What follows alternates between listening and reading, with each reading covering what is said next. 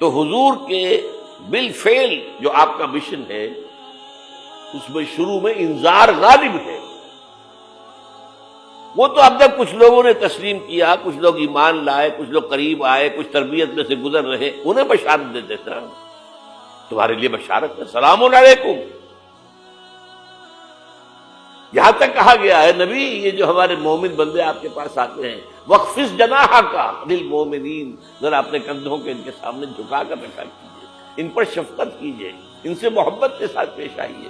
یہ ہمارا تحفہ ہے آپ کے لیے، ہم نے انہیں چنا ہے آپ کے لیے، یہ آپ کے صحابی بنیں گے. انقلاب کے اندر یہی تو دست و بازو ہوں گے. ٹھیک ہے ان میں غلام بھی ہیں، ان میں غریب بھی ہیں، ان میں مزدور بھی ہیں، لیکن یہی ہیں جو تاریخ کے دھارے کا رخ موڑیں گے. پھر بشارت کا دور آیا ہے بعد میں، شروع میں تو انذار ہے. یا میرا جی چاہ رہا میں آپ کو حضور کا ایک خطبہ اور سنا دوں انذار ہی کے حوالے سے. جب آیت آئی کہ اب انذر عشیرتک الاقربین، اے نبی اب اپنے قریب کے رشتہ داروں کو خبردار کیجیے. یہ جو مشن شروع ہوا حضور کا، یہ ہمارے آج کے واعظوں کے مانند نہیں ہے کہ دنیا بھر میں واعظ کہتے پھرتے گھر والوں کی خبر ہی نہیں. اولاد کدھر جا رہی ہے اس کے بارے میں فکر ہی نہیں. واعظ بہت بڑے ہیں.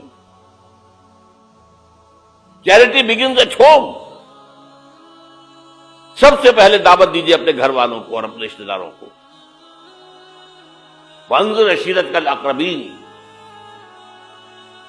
تو حضور نے حکم دیا حضرت علی کو رضی اللہ تعالی عنہ، علی ایک دعوت طعام کا بندوبست کرو اور سب بنی ہاشم کو بلا دو. بنو ہاشم جنب قریبی رشتہ دار.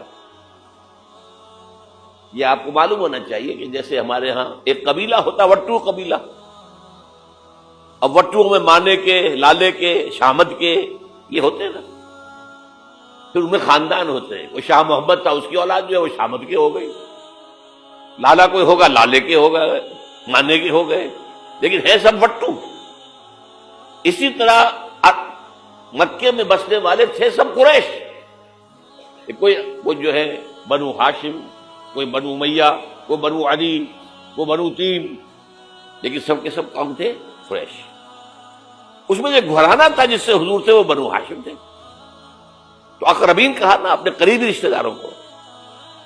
کھانا کھلایا، اس کے بعد آپ کھڑے ہوئے. ابو لہب نے تاڑ لیا کہ ابھی ہمارے سامنے اپنی دعوت رکھیں گے.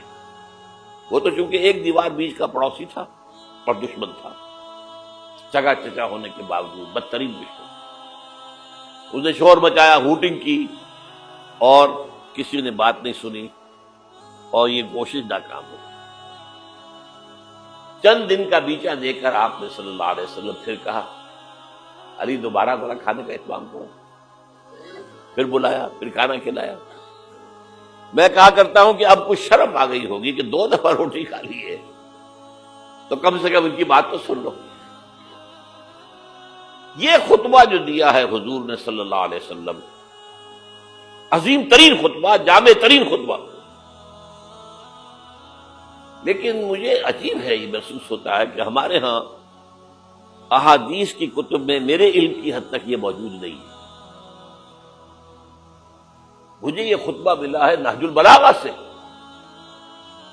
اہل تشیع کی جو اہم ترین کتاب سمجھ لیجیے. حضرت علی کے خطوط، خطبات، حضور کی حضرت علی کے اشعار بحیثیت خلیفہ جو آپ کے فرامین، یہ سب جمع کیے گئے ہیں نہج البلاغہ. اس میں یہ خطبہ، اس میں ایک چیپٹر ہے خطبات نبوی، اس میں یہ پہلا خطبہ. ایک ایک لفظ جو ہے حکمت کا موتی ہے. آپ کھڑے ہوئے، ان الرائد لا یکذب اہلہ. دیکھو لوگوں، کسی قافلے کا رہنما کبھی اپنے قافلے والوں کو دھوکہ نہیں دیا کرتا. کیا بتایا کہ میں اس قافلہ انسانیت کا رہنما بنا کر بھیجا گیا. واللہ لو کذبت الناس جميعا ما کذبتکم ولو غررت الناس جميعا ما غررتکم. خدا کی قسم میں پوری دنیا سے جھوٹ بول سکتا بالفرض تو تم سے تو کبھی نہ بولتا. یو آر مائی کیتن کن. اور اگر میں پوری دنیا کو دھوکہ دے سکتا بالفرض تو تمہیں تو کبھی نہ دیتا. یہ تمہید ہو گئی. 3 جملے. چوتھے جملے میں ایمان باللہ ایمان بالرسول دونوں آ گئے. واللہ الذی لا الہ الا ہو انی لرسول اللہ الیکم خاصۃ والی الناس کافۃ. قسم ہے اس اللہ کی جس کے سوا کوئی الہ نہیں. توحید آ گئی. میں اللہ کا رسول ہوں تمہاری طرف خاص طور پر اور پوری دنیا کی طرف عام طور پر. اب جو جملے آ رہے ہیں وہ سارے انذار آخرت پر ہیں.